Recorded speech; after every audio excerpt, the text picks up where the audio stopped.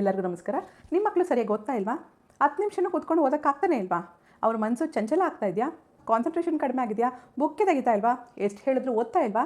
ನಿಮ್ಮ ಮಕ್ಕಳು ಇಂತಹ ಪರಿಸ್ಥಿತಿಲಿದ್ದರೆ ಅವ್ರಿಗೆ ಚಿತ್ತ ಸ್ಥಿರ ಶ್ಲೋಕನ ಹೇಳ್ಕೊಡಿ.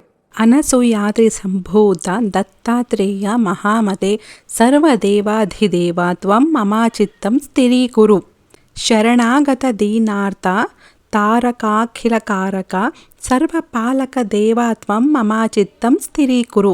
ಸರ್ವಮಂಗಳಮಾಂಗಲ್ಯೆ ಸರ್ವಾದಿವ್ಯಾಧಿಭೇಷಜ ಸರ್ವಸಂಕಟಹಾರಿಂ ತ್ವಂ ಮಮ ಚಿತ್ತಂ ಸ್ಥಿರೀಕುರು.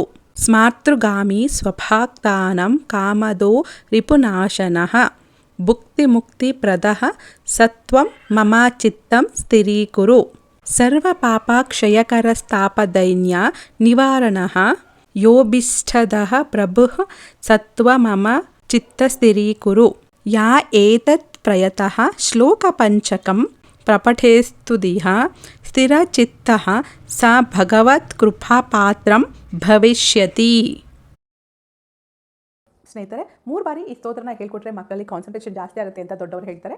3 ಬಾರಿ ಹೇಳೋಕ್ಕಾಗ್ತಿಲ್ಲ ಅಂದರೆ ಅಟ್ಲೀಸ್ಟ್ 1 ಬಾರಿ ಆದರೂ ಅವರು ಓದೋದಕ್ಕಿಂತ ಮುಂಚೆ, ಇನ್ನೇನು ಓದಕ್ಕೆ ಕೂತ್ಕೋತಾ ಇದ್ದಾರೆ ಅಂದಾಗ ಓದೋದಕ್ಕಿಂತ ಮುಂಚೆ ಈ ಸ್ತೋತ್ರನ ಹೇಳ್ಕೊಡಿ. ಅಟ್ಲೀಸ್ಟ್ 41 ದಿನನಾದರೂ ಪ್ರಾಕ್ಟೀಸ್ ಮಾಡಿಸಿ, ಖಂಡಿತವಾಗ್ಲೂ ಒಳ್ಳೆ ರಿಸಲ್ಟ್ ಬರುತ್ತೆ.